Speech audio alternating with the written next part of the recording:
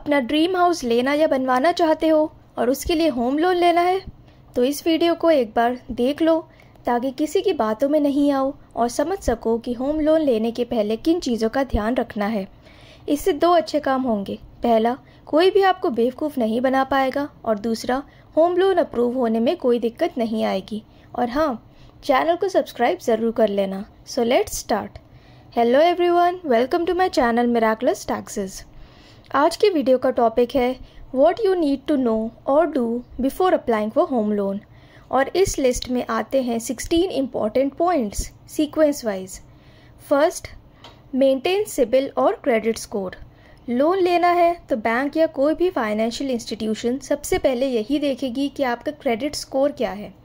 Credit score अच्छा होगा तो बैंक को भरोसा होगा कि आप लोन रीपे कर दोगे टाइम से।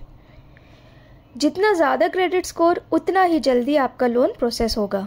इंडिया में 650 से 750 के बीच का स्कोर एक अच्छा स्कोर माना जाता है और 750 के ऊपर बहुत अच्छा।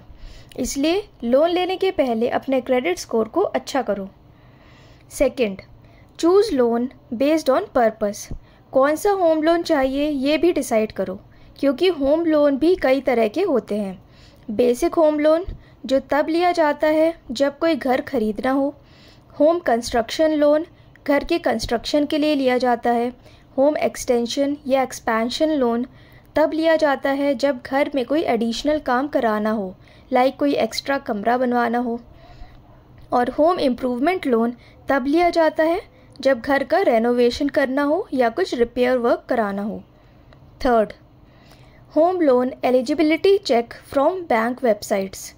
आजकल आप बिना बैंक या फाइनेंशियल इंस्टीट्यूशन जाए घर बैठकर खुद ही चेक कर सकते हो कि आप होम लोन के लिए एलिजिबल हो या नहीं। तो होम लोन के लिए अप्लाई करने के पहले चेक कर लो बैंक वेबसाइट्स पर जाकर, जहां कुछ बेसिक डिटेल्स पूछी जाएंगी like age, qualification, financial position, number of dependents, job stability etcetera. Fourth, choose between bank and NBFC non banking financial company for loan. Banks और NBFC दोनों के अपने अपने फ़ायदे और नुकसान हैं। बैंक के एलिजिबिलिटी क्राइटेरिया को फुलफ़िल करना थोड़ा मुश्किल हो सकता है और बैंक लोन प्रोसेस होने में भी टाइम लग सकता है। वहीं NBFC में लोन जल्दी प्रोसेस हो सकता है, but NBFC normally higher interest rate charge करती है बैंक्स के कंपैरिजन में।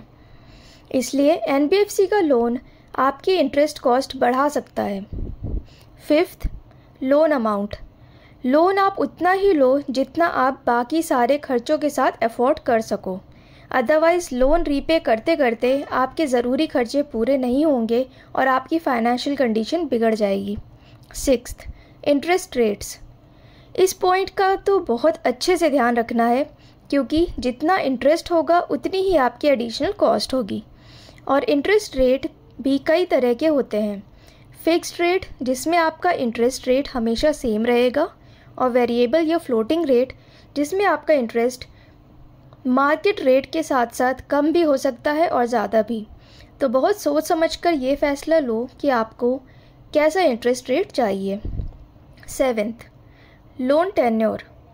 ये भी एक इम्पॉर्टेंट एस्पेक्ट इसलिए है क्योंकि जितने टाइम पीरियड के लिए आपका लोन चलेगा आपको इंटरेस्ट भी पे करना होगा। लंबा लोन टेन्योर होने से आपकी EMI कम हो जाएगी लेकिन इंटरेस्ट अमाउंट बढ़ जाएगा। Eighth, charges and fees. Loan approve कराते टाइम आपके कुछ एडिशनल एक्सपेंसेस भी लगते हैं, जैसे प्रोसेसिंग फ़ी, लीगल फ़ी, प्री पेमेंट चार्जेस, जिसके बारे में पहले से पता हो तो आप उस शॉक से बच जाओगे जो तब लगता है जब आपको ये सब नहीं मालूम होता। Ninth, documents. लोन एप्लीकेशन के साथ साथ कौन कौन से डॉक्यूमेंट्स की ज़रूरत पड़ेगी उन सभी डॉक्यूमेंट्स को अपने पास रेडी रखो जब लोन के लिए अप्लाई करो। इससे लोन जल्दी प्रोसेस होगा और बार बार डॉक्यूमेंट्स लेकर चक्कर नहीं लगाने पड़ेंगे। कुछ बेसिक इन्फॉर्मेशन जो मांगी जाती है वो है KYC डिटेल्स, इनकम डिटेल्स और property details. 10th, compare home loan offers from various lenders and negotiate. Loan कहाँ से लेना है इसको फाइनल करने के पहले अलग अलग बैंक्स, फाइनेंशियल इंस्टीट्यूशंस और NBFC से उनके होम लोन ऑफर्स को जान लो।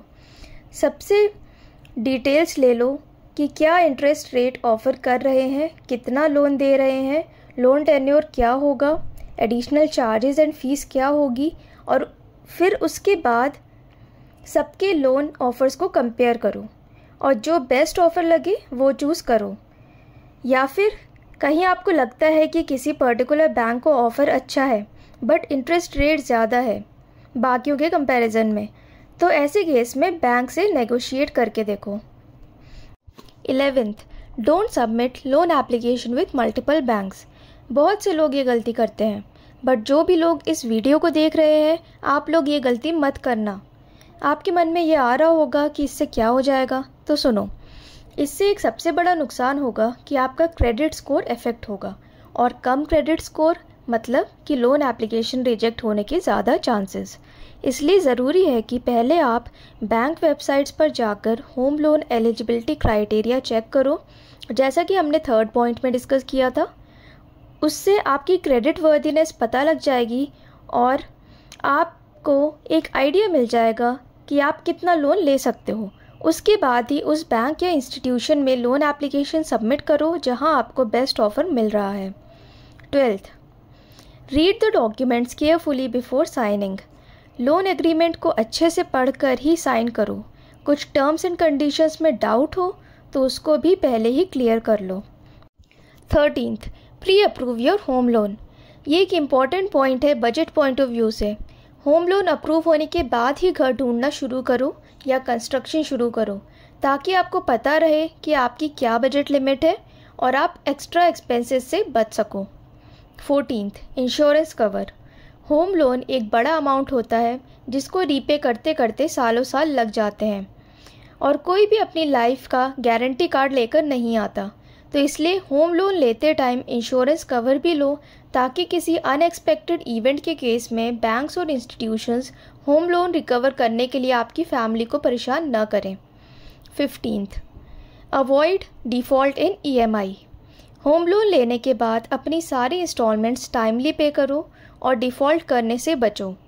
डिफ़ॉल्ट अमाउंट रिकवर करने के लिए लेंडर आपकी प्रॉपर्टी को भी बेच सकता है। And last 16th, foreclose home loan. Loan tenure कितना भी हो बट ट्राई करो कि जल्दी से जल्दी आप लोन रीपे कर दो। इससे आप इंटरेस्ट कॉस्ट भी सेव कर लोगे और आपका क्रेडिट स्कोर और अच्छा हो जाएगा।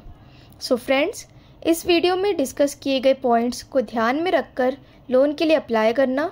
आपका लोन रिजेक्ट नहीं होगा और आप अपने ड्रीम हाउस के एक कदम और नज़दीक आ जाओगे। Hope you like the video. Do let me know in the comments below. Thanks for watching.